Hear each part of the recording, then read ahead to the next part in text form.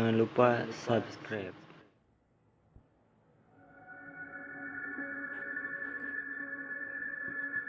Assalamualaikum warahmatullahi wabarakatuh. Oke, kita lanjut lagi ceritanya. Aku tertegun dan bingung. Aku sulit mempercayai apa yang barusan terjadi. Kuraba saku bajuku, ternyata selembar uang Rp50.000 itu benar-benar ada. Pagi hari setelah kejadian ini, kepada Kartika aku pamit mencari rongsokan seperti biasa.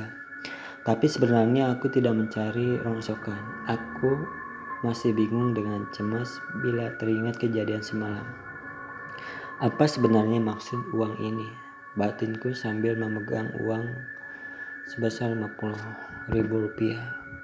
Pemberian wanita misterius itu.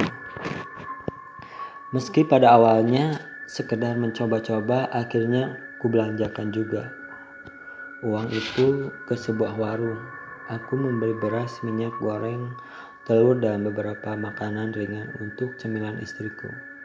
Setelah dihitung jumlahnya, belanjaanku sebesar Rp42.000.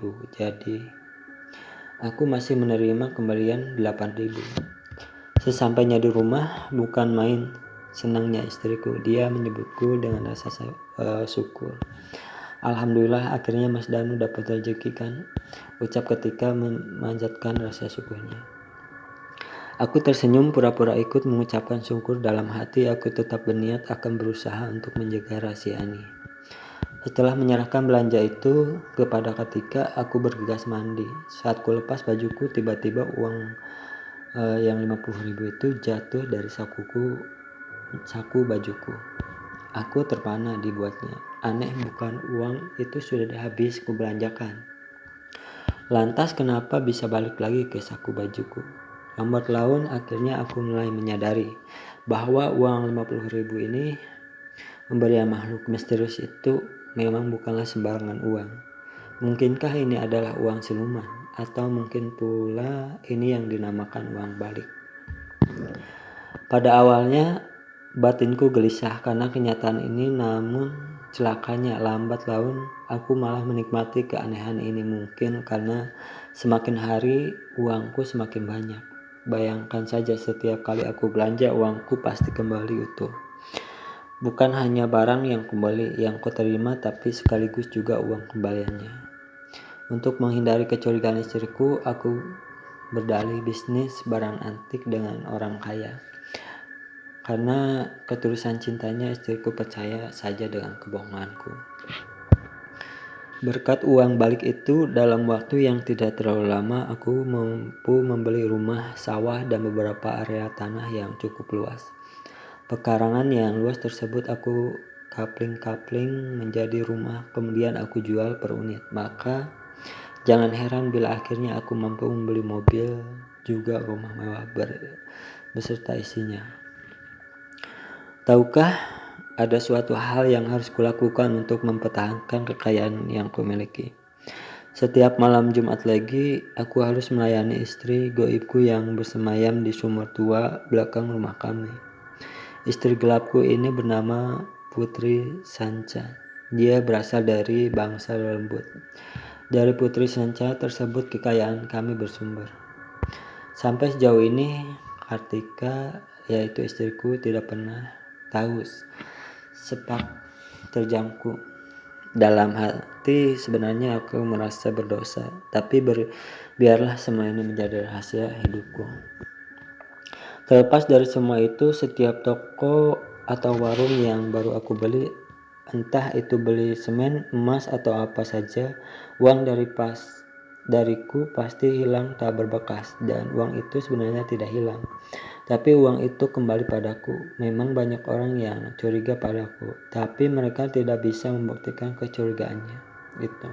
Apalagi aku selalu berbuat amal baik dengan membagi-bagikan sembako, terutama setiap menjelang Lebaran dan menjelang Ramadan. Aku juga selalu menyantuni anak-anak yatim piatu, jadi sepertinya aku bersih di mata masyarakat sekitar. Seiring dengan itu, kekayaanku semakin melimpah ruah, dan yang membuatku bahagia ketika bisa tersenyum senang dan hidup mewah. Di luar sepengetahuanku, rupanya secara diam-diam ada orang yang merasa tertipu oleh ulahku dengan mencari orang pintar. Akhirnya orang itu menemukan penangkalnya dan orang ini memberikan rahasia penangkal ini kepada pemilik warung atau toko yang lainnya. Apa yang kemudian terjadi? Entah bagaimana setiap aku membeli sesuatu, uangku tidak kembali lagi seperti biasanya. Bahkan uangku yang kusimpan di berkas tiba-tiba lenyap tanpa sebab. Karena itulah dalam waktu singkat hartaku mulai menipis. Aku benar-benar syok dengan kenyataan ini. Sementara itu, tanpa kuduga, istriku juga mulai curiga dengan sifat tajamku. Dia berusaha menyadarkanku, tapi aku menangkisnya dengan keras. Aku tidak sudi, Mas, mencari harta dengan bersekutu dengan setan. Itu namanya murtad, Mas, kata istriku suatu malam. Baru kali ini kulihat dia berkata keras seperti itu kepadaku. Bukannya insaf, aku malah menendang dan menamparnya. Aku benar-benar berubah beringas.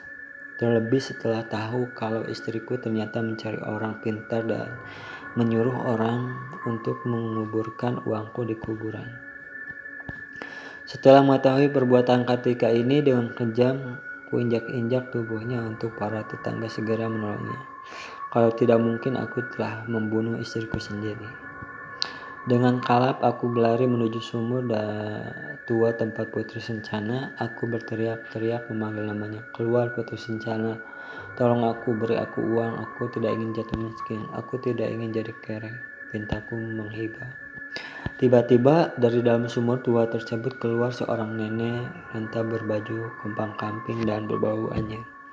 Orang-orang yang melihatnya pada muntah dan menutup hidungnya. Pergi kamu nenek busuk, aku mau Putri Sanca, bukan kamu, bentakku setelah meludah keras rasa jijik. Nenek itu tertawa menyeramkan. Putri Sanca itu ya aku. Ayo sini, kamu telah melanggar kesepakatan. Sudah 2 malam Jumat kamu tidak memenuhi hasrat merahiku, ucap sambil berusaha menyeretku ke dalam sumur tua. Melihat itu, istriku berusaha meraih tanganku. Aku sendiri terus meronta melakukan perlawanan. Ketika tolong aku, pintaku setelah putus asa. Percuma saja. Putri Sanca yang ternyata siluman tua renta berhasil menyerutku masuk ke dalam sumur. Kudengar saat-saat terakhir istriku berteriak pilu memanggil namaku, dan suara istriku itu rasa begitu nyeri terdengar telingaku. Selanjutnya aku tidak mendengar apa-apa lagi. Pandanganku jadi gelap dan pekat. Saat siluman kudapati diriku berada di ruangan perawatan sebuah rumah sakit. Sekujur tubuhku terasa nyeri, namun rasa nyeri itu seakan lenyap saat kulihat Kartika menatapku dengan senyum. Walau kulihat matanya bengkak dan merah. Apa yang terjadi denganku, Tika? Tanyaku. Kartika tak menjawab. Dia berusaha menenangkanku. Di saat yang sama baru kusadari kalau di dalam ruangan itu ada juga ayah dan ibuku. Kedua mertuaku juga seorang lelaki tua bersorban putih yang belakangan ku ketahui namanya sebagai Kiai Abdullah. Nah, Kiai Abdullah ini yang kini membimbing pertobatanku. Belakangan aku tahu kalau pada hari itu aku benar-benar jatuh ke dalam sumur tua tersebut. Untunglah para tetangga menyelamatkanku, walau beberapa persendianku dinyatakan patah oleh dokter.